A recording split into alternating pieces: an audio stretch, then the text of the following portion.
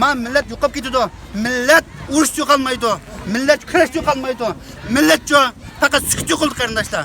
Hammamiz kelkin kelsa uyimizning oldiga to'g'on sanmaylik qarindoshlar. Birlashli, qalbimizni tekshirib baqili. Hammamiz anda qilgan, mamanda qilgan, ma'ni qilsam bo'ldi, men deganni qilmayotgan deb turib, ma shaxsiyatlikni qilmaylar. Alim ulamolarga, ziyolilarga tönçilik bilan taklifim, salomni chiqinglar. Xalqimiz o'zining qilg'ashini to'g'riliqni his qilsin, bilsin.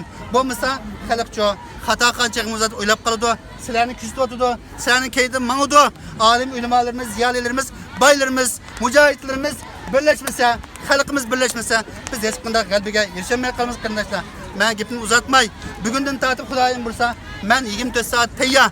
Mening nurg'un endi Alloh riyodini saqlasin, ishlarni bat qo'yib qo'ydim. Chunki maishning vaqti hozircha, shu maish qarta biz halgircha sal qaramayli qarindoshlar. Hammanglardan Alloh rozi bo'lsin. Alloh taolo mush amalimizni tarozimizdan eg'ir qilsin. Qarindoshlar, mishad yig'ilgandek jannatul firdavsda birga o'ltirishga, yig'ilishga Alloh nasib qilsin. Assalomu alaykum va rahmatullohi va barakatuh.